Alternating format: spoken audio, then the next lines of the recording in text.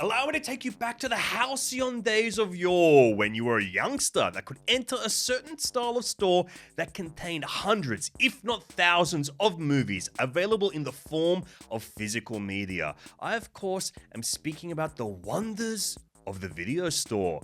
And allow me to welcome you into the last video store, and here I am sitting as its clerk. On this show, what we do is we talk to cool and freaking interesting people about their favorite movies in the style of an old school video store rental combo. My name is Alexei. Now I have said that, it is on the record. And joining me in the last video store this week as our brand newest customer, it is someone who I've been a long-time fan of, a personal hero of mine, one of the funniest freaking guys, Peter Helliar. Let me tell you this, Rove Live, one of the most important TV shows of all time for me. Skithouse, same story. Now what does Peter Helliar do? He has the most noble profession of all. He's a comedian with a podcast about movies. That is a great show called You Ain't Seen Nothing Yet. He's also, right now, in town because he is doing, in Sydney, the Rocky Horror Picture Show live on stage as its narrator. Until May 5th is the freaking date he's doing that too. Which is pretty interesting, and I'm going to tell you a little connection here because once upon a time on his podcast, You Ain't Seen Nothing Yet, where he talks to people about movies that they've yet to see, I joined him as a guest to talk about a movie I hadn't seen until that day, the Rocky Horror Picture Show. My lord, what a connection. I'm drawing lines between lots of things in this world, and I'm starting to have conspiracy theories as to why that is. So it's my pleasure to have one of the freaking nicest, funniest guys in the last video store with me, Peter Helliar. So before you see him on Taskmaster Australia Season 2, you're going to see him in conversation with me on the last video store. Talk about a new release title, 2 weeklies, and then I'm going to provide him with a bespoke, customized staff pick recommendation based on his tastes. Let's get into it, shall we? The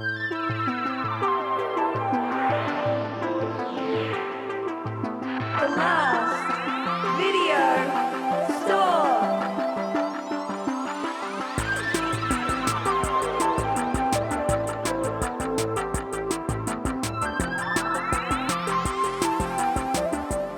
Well. Welcome to the last video store, Mr. Peter Helliar. Thank you, Alexei. I've been looking for a video store to hire many a video, and I've been walking the streets, and I have not been able to find one. And now we've conjured a mystical space around you, covered in movies, discs and tapes. It is amazing, and I meant to bring some videos that I still have not returned. Oh, yeah. I'm seeing those late fees popping up as soon as you walked in the store. An alarm went off. I'm hoping, because I'm doing this podcast in the video store, that maybe we can waive those fees. We can at least slice them in half for you, as is tradition in the video store. Wait till you find out I haven't rewound them either. Oh my God. It's the kindest thing one can do is rewind a tape before returning to the store. I remember my mum used to send me into the video store with like the most heinous excuses as to why we haven't returned the videos or She would make you have to come up with death an and excuse? family type stuff. Wow, So, your first acting gigs. my first acting gig was trying to get out of paying a fee for. Did it ever work? Return of the Jedi. Yeah, did it ever work? Did a couple of times. Yeah, I think we went there quite a bit, so I think they were reasonably generous, but they didn't like it when you didn't rewind the tapes though. No. I'm feeling a fire within me right now, even hearing such heinous stories. Well, Pete, I'm going to sign you up to the store right now so you can rent any film of your choice. But I'm going to need to see a piece of ID. And right now I'm clocking a kind of Medal of Honor because you are one of cinema's strongest soldiers in this country. You're fighting the good fight for cinema with the most noble profession known, which is comedian that has a podcast about movies. You've, of course, got a great podcast called You Ain't Seen Nothing Yet. Yes. And I think you do something great, not dissimilar to what we do, which is like connecting movies with people that should love them. Yes. And it's a lot of time about watching great movies for the first time. Yeah. So the tagline, I guess, is I chat to a movie lover about a classic movie they've never seen until now. So they will watch a film for the first time. And yeah, I've lost count of how many episodes. We must be up to close to 160, 170 episodes. Wow. 169, the most exciting number, hidden amongst those somewhere. I mean, I said between 160 and 170. You brought 169 into it. Yeah, 169, my favorite position. 2 people doing something crazy and 1 just looking the other way. That's got nothing to do with my podcast, by the way. We haven't ventured into that territory yet.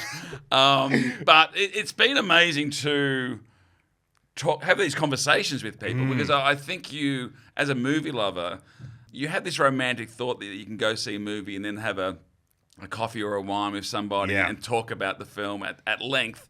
But it rarely happens, to be absolutely honest. You just walk the other way, see you, mate. Yeah, well, and often I will go see movies by myself. And then oh my God, my favorite thing to do, a lone mission for a soldier of cinema. I do love that. I love it. I love it so much.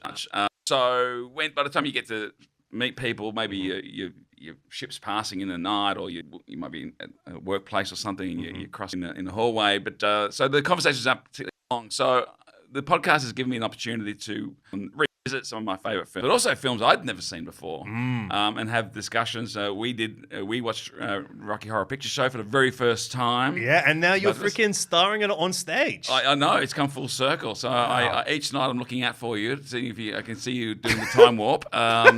So we'll have to make that happen. Yeah, absolutely. But it's funny I think we recorded that episode maybe over a year ago. It was a lockdown special, I remember. Yes. And I think we both really enjoyed the film.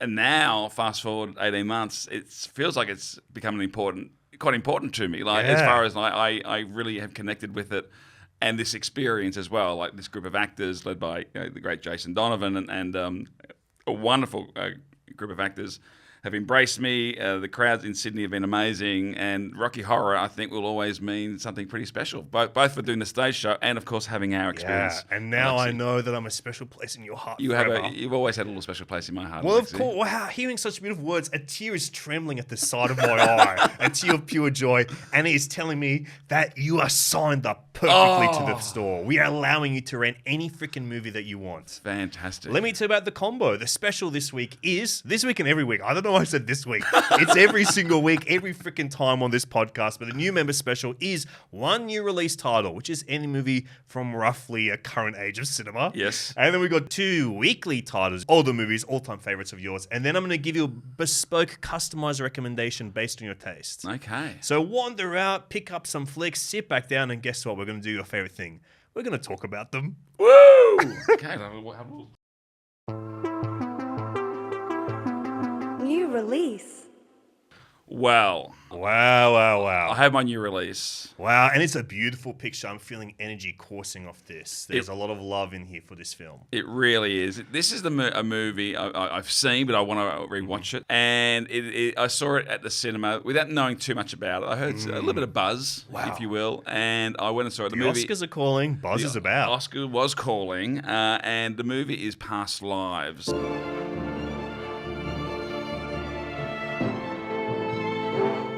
Drama. Wow. I love this movie, Pete. Like sometimes you hear people say, "Oh, the movie really stayed with me," you know, and I don't think it happens very often, to be absolutely honest. Like considering the amount of movies I see over a year, you may get a handful that really stay with you that you can't quite shake, and you'll be on a train sometimes, and it'll just float back into your head. And Past Lives did that for me. So it's just a beautiful film. It's a South Korean American film by Claire Song, I think. Celine Song. Celine Song. Directorial debut, right? Phenomenal. And it's about 2 kids in Korea, South Korea, who are, I probably have them at about 10. Yeah, they're pretty young. Yeah. And they kind of have, I guess, feelings for each other, you know. It's like that childhood crush, like yes. a childhood sweetheart where it's like, well, you know, what can you say? But they have that sticky quality where they remain in each other's minds and hearts. Yes, and the lead, the girl played by really great performance by Greta Lee. Her family moves to Canada first and then to New York, and so you pick her up in New York. And then so she's grown. They kind of reconnect on Skype. Yeah. Wow. Hearing that Skype bumping Yeah. through in that movie, I was like, okay, I didn't expect to feel a nostalgia for a sound, you know? It's a pre-Zoom era. And then they have to kind of step away from each other a little bit because this is an impossible relationship. I think she's having feelings for him, but it can't go anywhere because he's not leaving Korea anytime soon. She's in New York. Her life's in New York.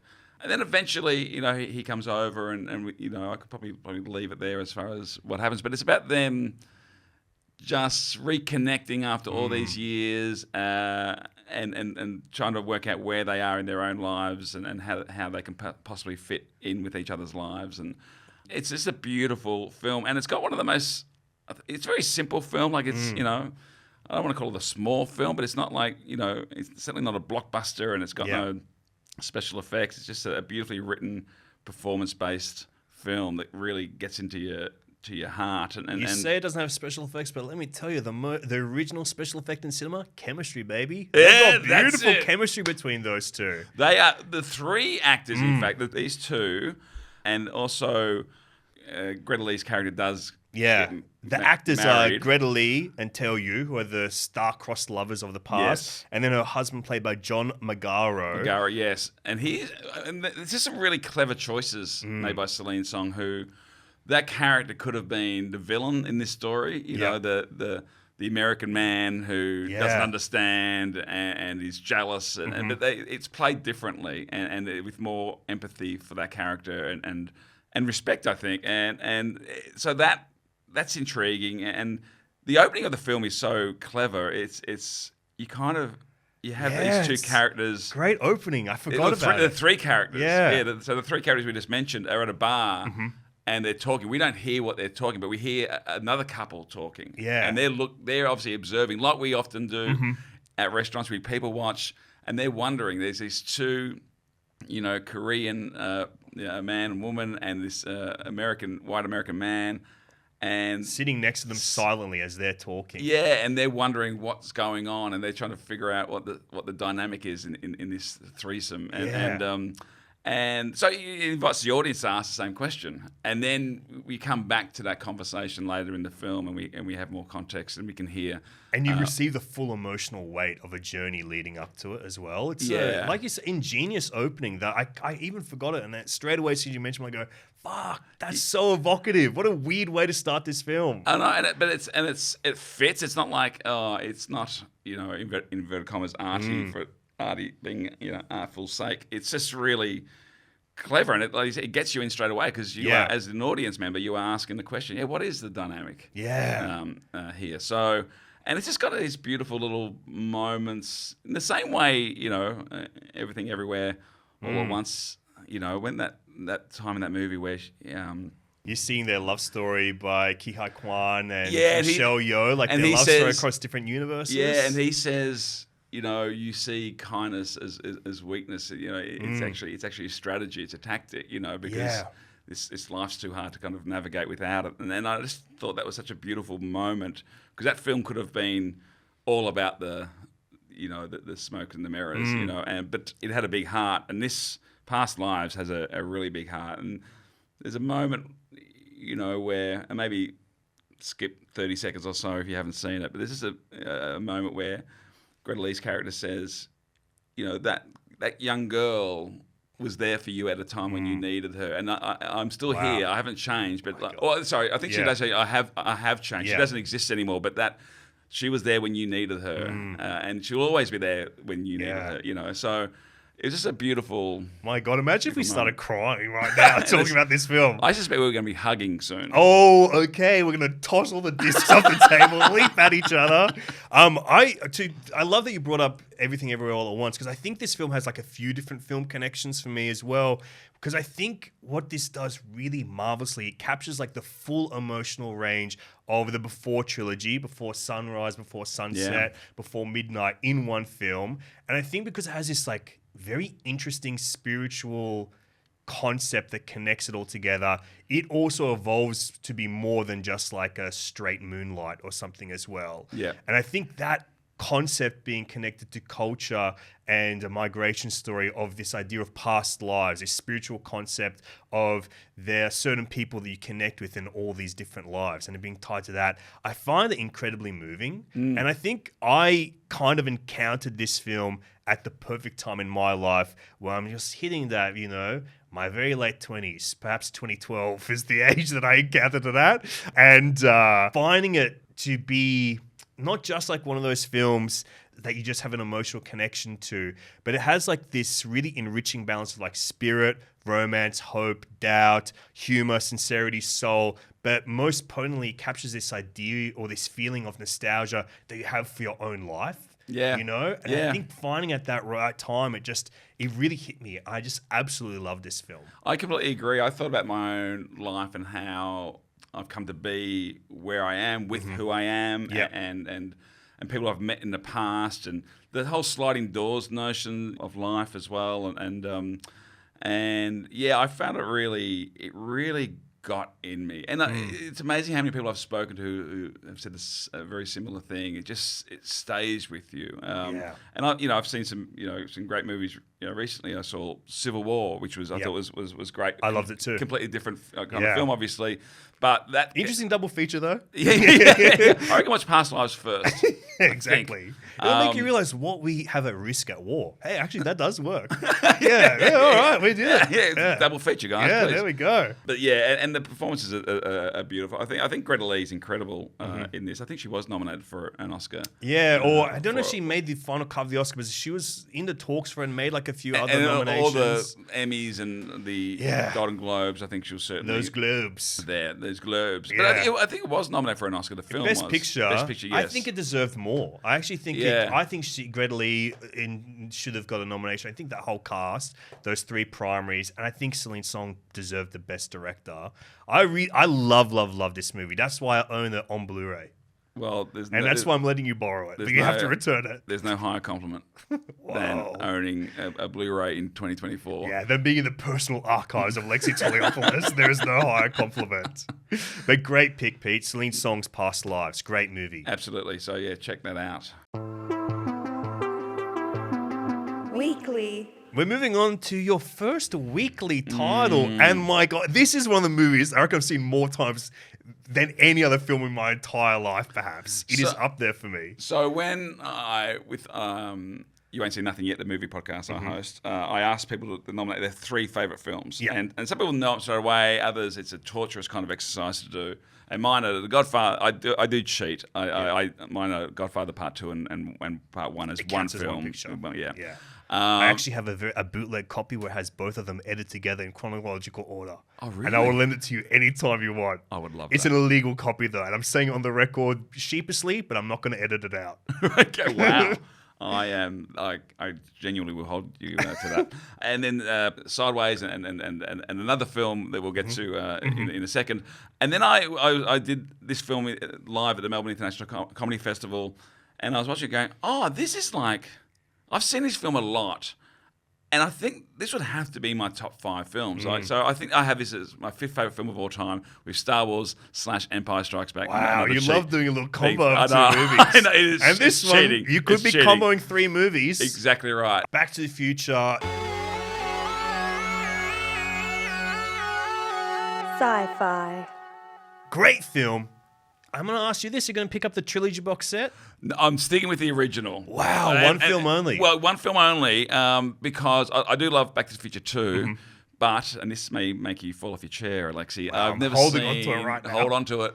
Never seen Back to the Future 3. Are you? That's crazy. I know. So I was on the way to see it with a couple of mates, and one on the way to Northland in Melbourne, and one of my friends decided, he told us we need to get off at this certain train station. It wasn't the train station we had to get off at to see the movie. I have to go and pick something up. And so he goes, just wait here and I'll be back in like 10 minutes. And 45 minutes kind of passed and we're like, I'm not sure if he's coming back. I think we later found out that there was maybe a drug deal going on that we were completely naive about. Wow, this is a unique story tied to Back to the Future 3, that's for sure. I know. I do need a DeLorean to go back and work it out and maybe stop the drug Yeah, deal. that's your counterpoint in time where you must go back to. That's your 1985, your 1955, and your 2015. Nicely done. Yeah. So we missed. It was too late to see the movie. Wow. And we just kind of made this kind of silent pact that we wouldn't see it. But I was speaking to my friend recently, the one who was with me and missed out on seeing the film, and we decided I think we need to watch Back to the Future 3. Wow. Yeah. So And you should receive free drugs while you do it. we should get a bong and pack it tight and enjoy maybe the whole trilogy together. But Yeah. this is Back to the Future Part 1. I remember it coming out and I saw it in the cinema. I remember there was a fair bit of hype about it. I mean, the graphic design alone, this Back to the Future is so revered and so, it pops straight off the DVD cover and on all the billboards at the time. And I mean, I think I got my sense of style from that cover. I just realized I'm dressed almost exactly like him. There's a touch of Marty McFly about you. Oh, there always is. I've got that Marty McFly's about me, that certain je ne sais quoi. So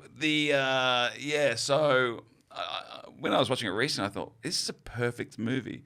I agree with you. Really I is. think it's one of those films you can fully classify as what I would consider a perfect movie, which is a movie without faults. Yep. Tight screenplay. Does something wonderful. Maybe it's got a new concept with it. And it's just like, this is a movie you cannot fault because everything pays off. And beyond that, really clockwork directing. And yes, that is a pun. There's heaps of fucking clocks in this movie. But also it's got like that really powerful like genre hybridity of comedy meets science fiction and just like that perfect time, like that perfect kind of balance of comedy and I guess thrills as well. Absolutely. And there's so much information they are feeding you in this film, but it never feels like you're being fed. Yeah. I mean, that opening scene with all the clocks, there's so much information you are being Yes. given without any dialogue, really. And it just slowly brings you, like it's crazy this movie has a slow start. Yeah. Because by the time you're getting to the end, this movie is firing at a rapid pace. I mean, I think it's one of the finest Act 3s in cinema history. I mean, you have this... I mean, you'd be almost satisfied. Obviously, you want Marty to get back home. But you're almost satisfied after the enchantment under the sea kind of dance, and he's got his parents together. There's a version of this movie where he quickly gets back, and you're still pretty satisfied. Yeah. But they're not satisfied. Robert Zemeckis and Steven Spielberg, who produced it, are not satisfied. So Yeah. every the stakes that are so perfectly pitched and They're so tightly wound as well. Like just the way this film winds up, it's so it's exciting. I still remember the first time I discovered it. I feel like it was playing on Channel 10 or something. And I just remember my mum was like on a kind of work trip elsewhere. And I saw part 1. I was just like, holy shit, this is the most excited I've ever been watching a movie. I would have been about like 25 years old or something. Just kidding, I was 10. And I just thought, this film is so exciting. And I remember just asking Mum, can you please buy this for me? And it had just been released on DVD at that time. Yeah. And I absolutely just fell in love with these films. And I don't even know where to start, but I think one thing that I really appreciate about it is like that Easter egg quality. And I think it's like that catnip for young film goers like you and I, where you've got this town. And I think the town is so beautifully built in a set type way. It's got that great artifice of like you're feeling that town square, you're feeling everything. But then when you see it through the different stages, whether it's in the entirety of the trilogy or just in this film, and you're seeing those little changes and things like the Lone Pine versus Twin Pine Mall, I just find that it's so engrossing and it's such a captivating watch for those reasons. every detail. I mean, even Hill Valley. You kind of what is Hill Valley like? And is it one's going one way, one's going the other way? Like it's kind of perfect. And then you have like I said before, like you don't feel like you're being fed. All the information is still entertaining. There's a great scene which is a really good demonstration when Marty, they're talking about he's just failed the audition, and Jennifer's trying to make him feel better, and they're talking about going camping, and he kind of is looking at this 2x4 over there in this car, or 4x4, whatever it is, and it's on a plank of wood, and then they're going to kind of kiss, and this woman comes up and shakes a can and save the bell tower, and it's perfect because it's funny because she's intruding on their private moment. Yeah. But she's giving you this information, and she explains about the lightning striking the bell tower, and then she gives him the flyer. And Marty, you would expect, probably will turf that bit of paper out. And this is the bit of paper that basically saves his life in the end. This is the bit of paper that makes him able to get back to 1985 from 1955. And the reason he keeps it is because Jennifer writes her number because she's going to be staying at her grandmother's house, and she writes "I love you" on it. And that is the moment that basically saves Marty's life. And it happens, in 20 minutes into the film. Not even 20 minutes. It's probably 7 minutes into the film, and it's perfect. And then you got this amazing storyline where, yes, it's time travel, but he's trying to hook up his mum and his dad. His mum's got the hot. And there's I remember seeing Biff and those bullies as kind of cartoony kind of bullies, but when you watch it as an adult and more recently, you go, oh no, he's like a rapist. They're evil, those guys. They're It's awful. pretty heavy. To quote the movie, he says heavy a lot too, but it is pretty heavy stuff. Yeah. And they do racism. They do things that they don't get distracted by having these subject matters and dealing with certain things in a way, but they're there. And it's commenting on that time period as well. I think from like a very interesting perspective, like the way that they're able to comment on those things. And I would say as well, like to me, that concept of what were your parents like in high school being like the existential question that kicks this off. Like, what were your parents like when they were your age? There's something about that is so enticing. And to explore it in this mode, it's so interesting. Because like, I remember watching this and going like, what were my parents like? And I was like, I guess my dad would have been kind of like me, but probably a bit of a dork and stuff, maybe my mum was cool. Like, it's just, I think it's like just a great way to explore that. Well, and we always, our parents probably shield us from the seedier details of their youth, and and so that's such a great moment where we have earlier Leah Thompson, who I think is really underrated. I mean, Michael J. Fox deserves all the credit for doing this film. He masterful performance. He makes this film. He really does, and he was shooting Family Ties as he was making this. So he was shooting Family Ties during the day and this during the night. And much to Eric Stoltz's chagrin, in. He was doing it. Poor Eric Stoltz. Apparently, he was taking it very seriously. He was he was in a different film. Yeah, he thought he was making "It's a Wonderful Life," So Leah Thompson kind of says, I was a well-behaved girl, and I would never drink, and I wouldn't be in a parked car with a boy. And then you see her in the parked car, hitting on her son.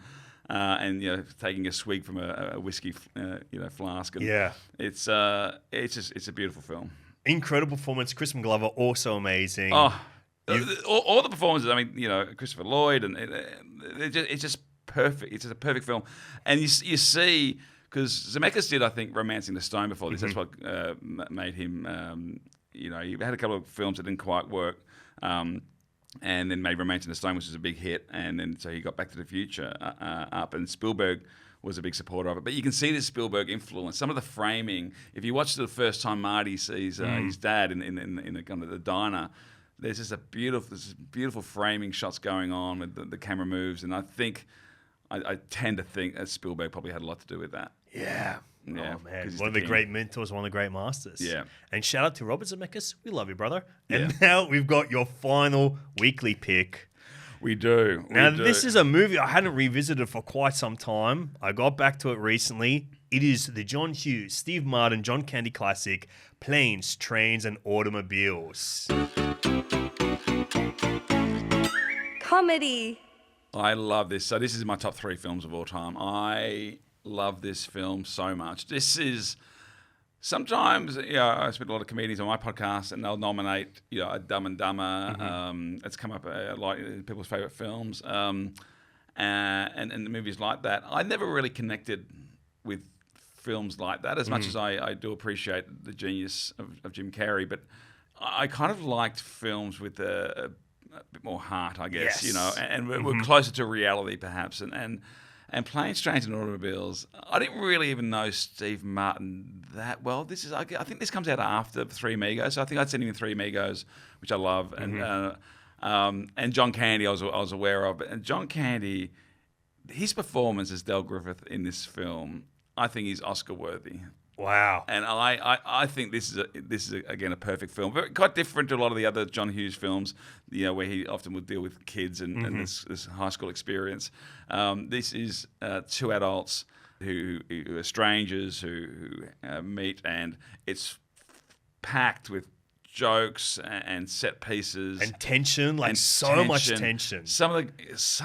One of the most beautiful scenes and heartbreaking scenes, and where Steve Martin's character Neil Page just tears John Candy's character a new asshole, just absolutely tears into shreds in their hotel room, and John Candy's response is just incredible. He kind of sticks up for himself. He says, I like me, my wife likes me, and Oh my God, we're going to cry on this podcast. As soon as you said that, I felt like a coursing of energy through me as soon as you said that. yeah, it's a beautiful, beautiful scene. And those moments, and then there's a I won't certainly say what the twist is at the end, but it's a kind of twist. It's a bit of a heartbreaker, and I cried in this when I saw this, and I continue to do so. I caught up with it again recently, and I'll admit, yes, in preparation for this podcast.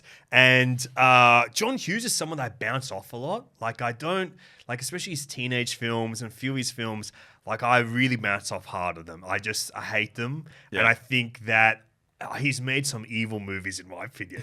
I think he's made some really evil movies. I think Weird Science is one of the most evil movies ever. Weird Science is a misstep, I think. I think it's cursed. It's a cursed item, that film, for Yeah. me. So I was kind of a little apprehensive at first, but I absolutely loved this movie. I actually think it's a masterpiece. Like one of the great comedy masterpieces for all the reasons you've said. And I found this great quote from Roger Ebert from his book about great movies.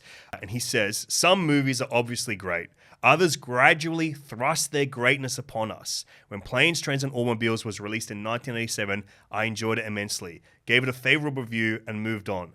The movie continued to live in my memory." And I think what that quality is exactly what you spoke about, because somehow this movie is funny, tense, kind of like scary at points. Like, just like there's a way you could edit this to be a horror movie, like without using any new material or anything. Maybe just a few extra sound cues or something like that. It's all there, but it's like extremely funny, a little bit highly strung in the way that it kind of heightens itself just a little bit outside of reality.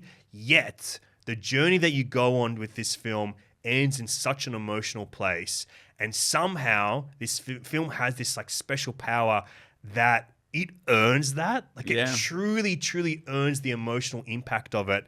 And reading about this film, I believe that like it is all about like those two powerhouse lead performances. Like you said, John Candy, he deserves an Oscar. And I think what excites me most about this pick from you, because like when I think about you and I think about your humor, it is in that same kind of space of like fueled by love and like joyous kind of humor. So when I heard you pick this film, when I saw it land in front of me in this pile of movies for you, it made me so happy that this is one of your favorite movies. Oh, thank you. And I can watch this film so I could watch it daily. It's just, again, I would say it's a perfect film for what the. And I think for a perfect film, it's just what was the director trying to achieve? In this film, were there things that maybe, and you can watch a great film and it not be perfect, but Planes, Trains and Automobiles is perfect. It's so beautifully written. The performances are incredible. It doesn't outstay its welcome. I love it. And have you heard that there was like originally like a 3-hour cut because they had so much material? Yes. And they were able to get that down to 2 hours, and now 1.5 hour almost precisely. 92 minutes. I remember seeing the time when I hit pause at the end. And then I do rewind the tape. But I got to give a huge props to Paul Hirsch, the editor, because I think what they do, they cut it down to the most essential beats and the most essential moments of those beats where they don't overstay their welcome. And I think that's what gives it that magic, where you kind of get the complete picture by the end instead of being oversold and feeling every tone throughout. It just earns its place to have this like balance of sweetness and insanity, which I think is like the most wild balance a film can find. Yeah, I'm not sure if we need the Snyder Cut on this. I mean, if you put the Snyder Cut 3-hour version of Planes, Trains in front of me, I would definitely watch it, obviously. Morbid curiosity, if anything, fueling that. Yes, but I completely agree. And I'm somebody who I'm happy to sit through a long film. 3 hours in a cinema is wow. That's time well spent. But you do really need to earn those out, and often why historical epics or because there's it's covering a battle saga, sequences. you know? Yeah, exactly right. Where I'm not sure if a film like Planes, Trains, or Past Lives, or Back to the Future are better served by having an extra hour attached to it. So I would love to see what John Candy. To spend more time with Dale Griffith would be incredible. Can I ask you, is John Candy like a hero for you? I very much loved it. I'm trying to think like the films that I would kind of. Planes, Trains by far is the film that kind of for me it's his pinnacle like, for sure. I think it's his best performance. I do. He seemed like he had a big heart, and he was so funny. I mean, I also remember I've got very fond memories of him in National Lampoon's Vacation as a security guard at Wally World, yeah. And my mum would laugh so much at John Candy. Her whole body would shake and she would snort, and she still does. So John Candy gave me that to see my mum just lose control over laughing at him. And so. Yeah, it's not necessarily like I do love John Candy a lot, but I'd probably, and he made some really good films. He was always the most watchable thing sometimes. The highlight of those movies. So like films like The Great Outdoors wasn't necessarily a great one, but he was always so watchable. Yeah. So for me, it's Cool Runnings. I love Cool Runnings. That was a movie I think I've seen like 100 times as well. Yeah. Classic wet weather movie in primary school for me. Yeah. But I think it's like that one and this one. It is that balancing act. Like he's just the rarest actor where he can say stuff that's truly funny. He embodies like this like kindness or like this naivety that's soulful and rich. Yeah. And like the way that he's able to balance like humor with then taking a serious turn. It's like, man, it's expert level. I don't think anyone's ever done it to the level he does. I think he finds laughs on the page where there weren't laughs, and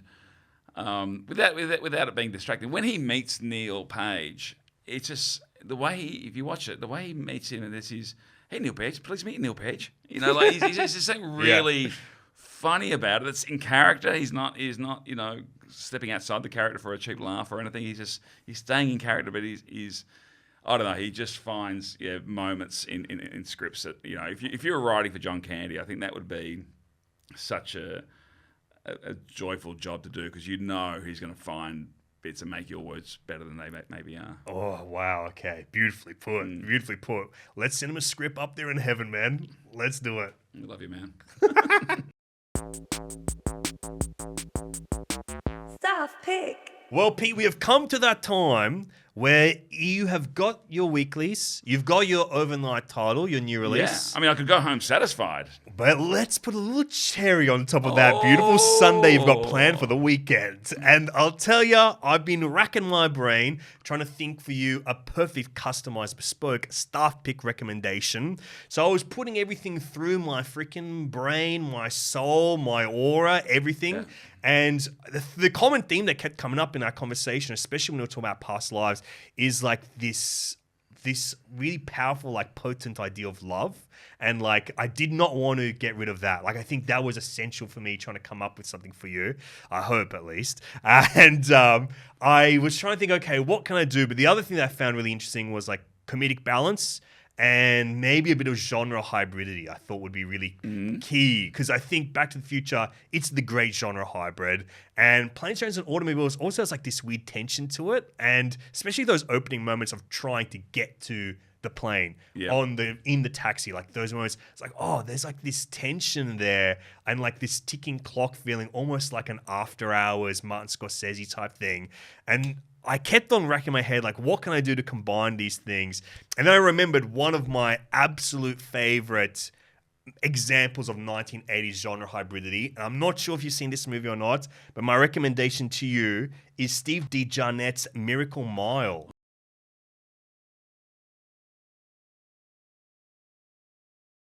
Oh, Have you seen Miracle I have Mile? not seen this. Have you heard of Miracle for Mile? No. Well, let me tell you about it because it's kind of a movie at 2 points. There's a moment where there's a shift in something. And I'd be interested to see maybe if the listener wants to skip ahead a little bit, if they don't want the thing spoiled. But I think there's lots of pleasures in going in, knowing or not knowing.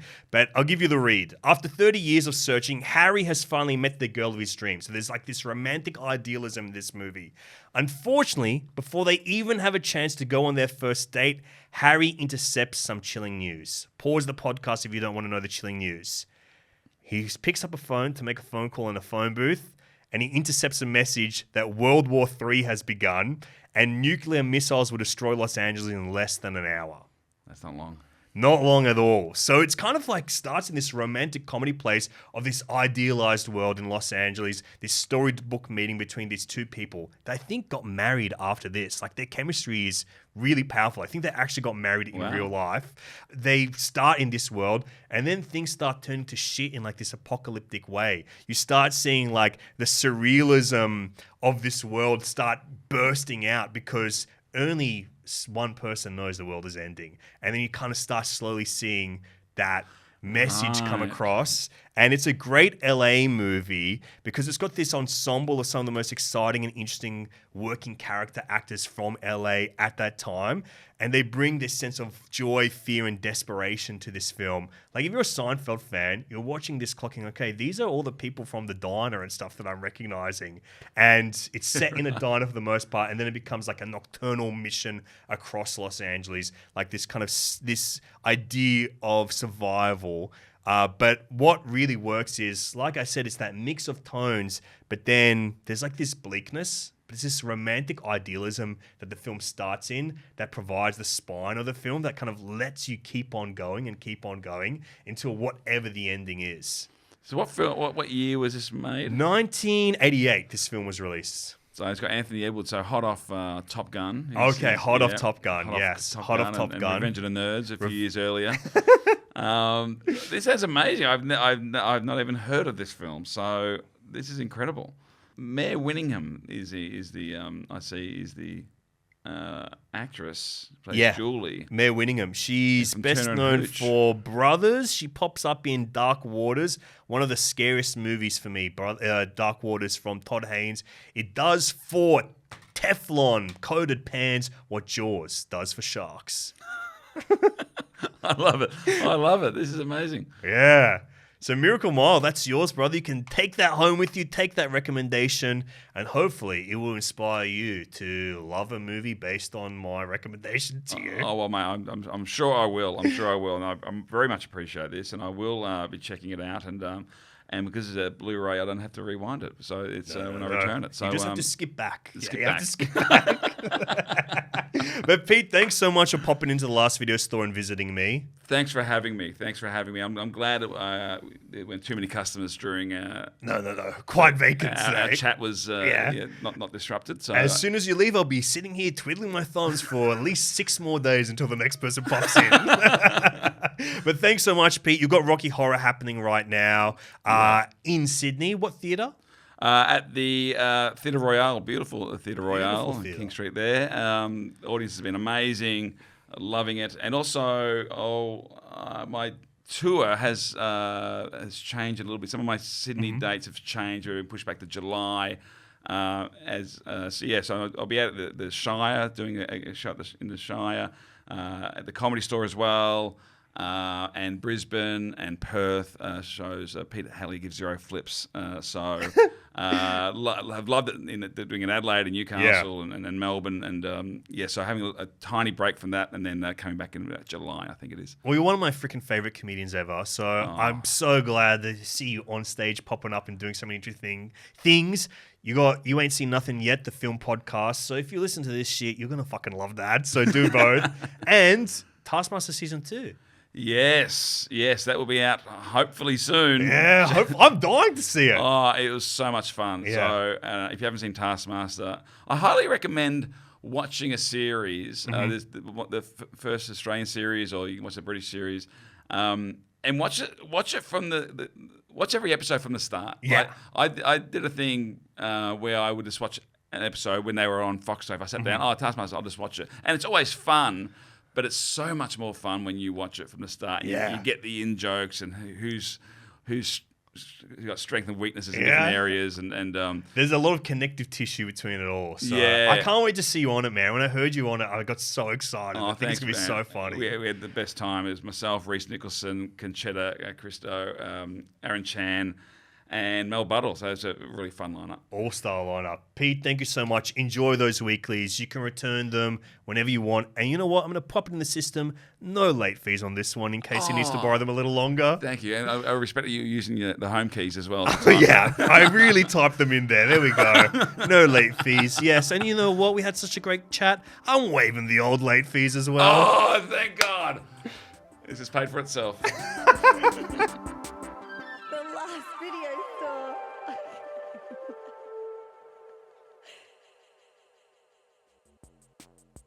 What an absolute corker of an episode. Peter Helliar, one of my absolute favorite dudes to talk cinema with. And if you want to hear Pete talk more about movie, he does so all the time on his podcast, You Ain't Seen Nothing Yet, aka YASNY is the acronym for that one. You can check out You Ain't Seen Nothing Yet on all your podcast apps like you do with this one. And I've been on it twice. I've talked about Dead Poets Society by the great Peter Weir and the Rocky Horror Picture Show. So if you want to hear me talk about those movies with Pete, you can do so immediately, right now. Let's go through Pete's picks. You can find Past Lives. I think it's on Binge. I swear I've seen it on there. Right now I looked it up and I couldn't find it anywhere, but I've seen it on there. And if not, you can buy the Blu-ray from importing it from overseas like I have personally. Back to the Future's on Stan, Paramount Plus, all that kind of stuff. And let me tell you where you can find Planes, Trains, and Automobiles. That delightful movie is on Binge. My recommendation to Pete was Miracle Mile, which you can rent on VOD from Apple Movies. Thank you for watching or listening to the show. You can find us on YouTube or wherever you get your freaking podcasts. And if I could ask a small favor of you, please give us 5 stars on Apple Podcasts or 5 stars on Spotify. And if you can leave a review or a comment, please tell me what you would want your video store rental combo to be, and I might give you a shout out on the show and give you a bespoke customized recommendation, just like I gave Peter Helliar and all our other beautiful guests. Until next time, allow me to bid you good morrow, my dear friend, and may that morrow be filled with movies, cinema, and films.